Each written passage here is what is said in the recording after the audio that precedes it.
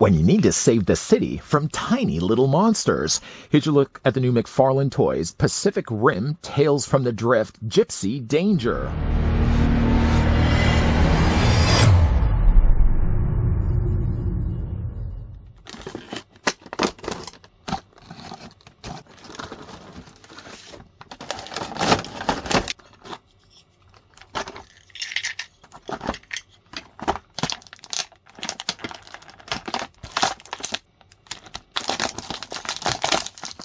Gipsy Danger is powered by a nuclear heart and built to destroy. With its deadly chain-sword, it whips and slashes enemies in close quarters combat.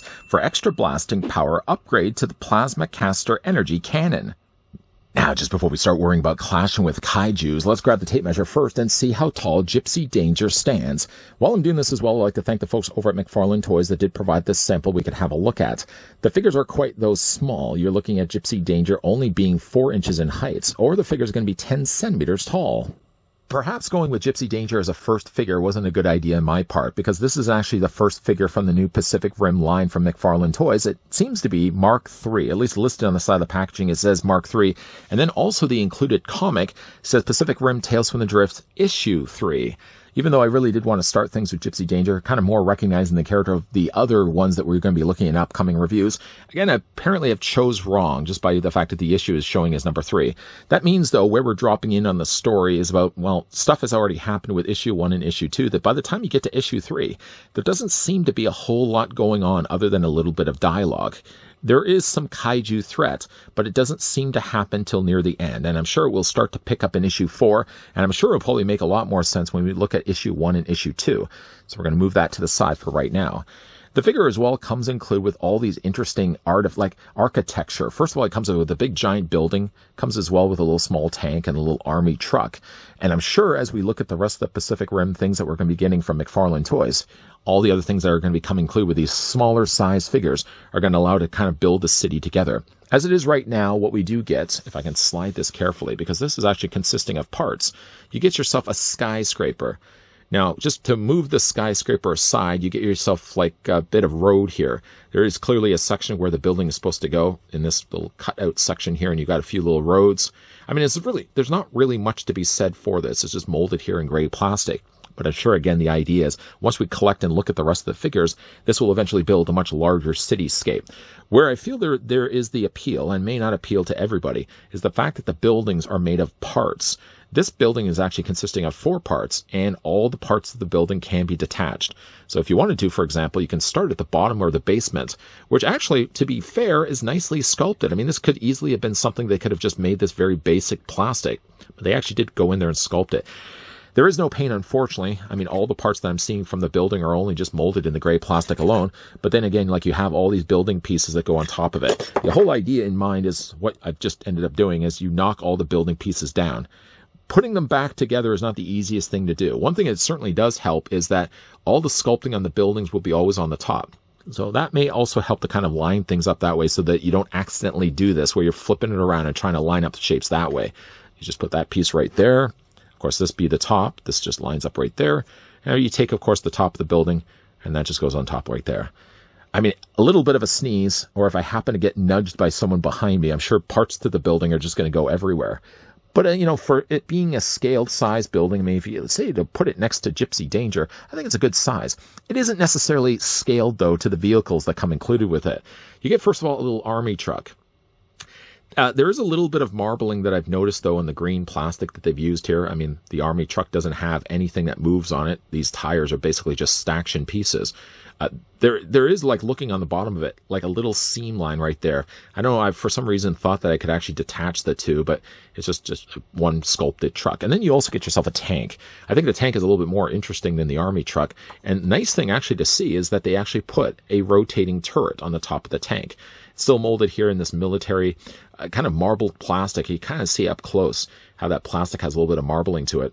And then there's what it looks like on the bottom of it as well. I mean, it's a solid piece. There's no hollowness to it, whether this actually is hollow inside. But it definitely doesn't look like it's barren on the bottom.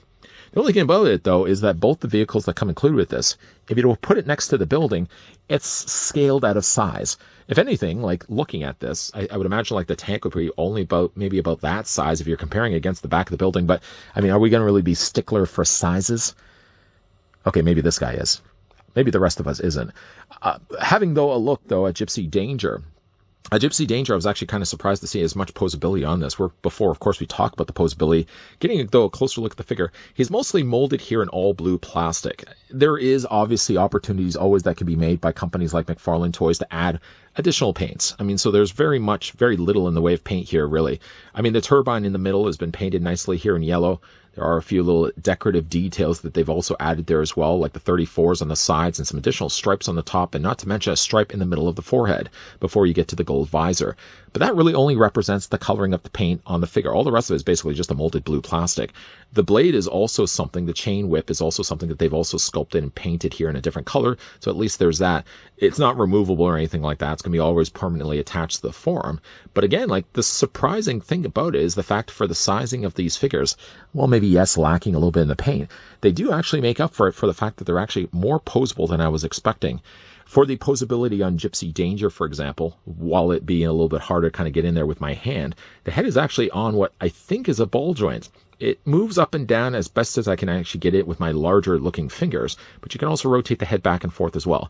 The only thing unfortunate, though, is that there's no waist articulation, and the probably reason why for that is for one thing, it would have had to mean that they'd had to tool a brand new part, so they'd have to make two separate parts. Now, of course, that would make it more expensive, but also as well that would break up the sculpting. To be fair, it's actually a nicely sculpted little robot, considering, again, like, it doesn't have a lot in the way of, in the way of the paint. The arms is also something I was really surprised to see, that they are both on ball joints. So again, you can move them back and forth. They don't move out as far as maybe you would hope, but at least they actually do have some shoulder joints, so you can move those out a little bit. There's also an elbow bend on both the arms. There's no hand articulation, so that's basically just all going to be just the forearm sculpting there. But the legs are also on ball joints. You can see right there, there's black joints working behind the scenes. You can bring those legs forward. You can bring the legs back. And there's also just a single hinge on the knee. But if you look at the single hinge, that hinge goes a long way. And there's also ratcheted points that they put in there as well to ensure that the figures aren't going to get loose over time. And if you hear this, isn't that just the most satisfying sound in the world? But I love the idea that they actually incorporated some ratcheted joints in there in the knees. So again, at least when it comes to moving the legs around, there's a little bit of durability when it comes to legs. The thing I'm going to be the most interested in, I mean, obviously we're only looking at just one figure for right now. Once we move away from Gipsy Danger and we look at the rest of the Pacific Rim stuff that McFarlane is doing, then we'll be able to start kind of building up the city. Because right now, we only really just have a skyscraper, a single building down to destroy. And then we've got a couple of, again, smaller little army vehicles. Like if you were to be a real stickler for this, the army vehicles are probably a little bit too big, but you couldn't make them really tiny either. I mean, things this small would be lost in an instant. They obviously have to make them big enough so at least it looks like something on a shelf. Again, I'm actually kind of impressed with these. This would be the kind of thing, and I always kind of think to myself as a review stuff, maybe older me wouldn't appreciate these as much as younger me. Younger me, I could see really having a blast with these, especially building up the cities, having the kaijus going through and destroying everything, and having these big giant bots trying to protect the city. Not everyone's thing, and I certainly get that. But if you are into kind of like little smaller miniature cities, the stuff that we're going to be getting here from Pacific Rim and McFarlane Toys are pretty fun little toys. Gipsy Danger, stand down, stand down. Well, apparently he doesn't have kaijus to battle at the moment, so Gipsy Danger just chose instead to destroy the building that comes included with him. Those small little army vehicles won't be doing much of anything to stop this big giant robot from destroying the city. That's at least what I've got played out here until eventually we look at the rest of the figures. When we look at the rest of the figures, then, of course, this Gipsy Danger will be the protector of the city. I do like the idea that they included these extra little blown-away building pieces that you can actually just destroy if you really wanted to. And they're fairly easy, in fact, to actually kind of match everything and put them back together. Providing, of course, you're looking at the sculpting of each of the individual pieces, just know that each of the tops will always be sculpted. Because I've done this a couple of times. When I was first taking this figure out of his tray, and I was sort of putting the building pieces back together, I didn't really clue in right away that the tops of the building were sculpted, and I had them flipped around the other way, and I was just trying to line up the shape until I realized, I'm a big idiot.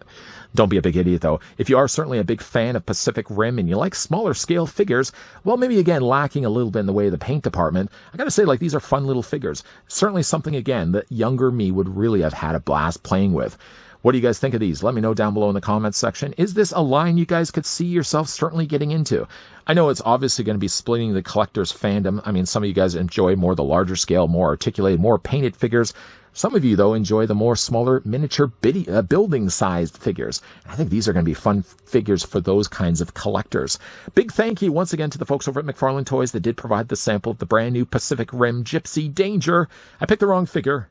I thought actually this figure would be the first. I should have really looked on the side of the packaging. It does say Mark III. I don't know if that's actually the number of the figure or it's just Mark III for the Gypsies. Either way, though, the comic did tell me it's issue number 3.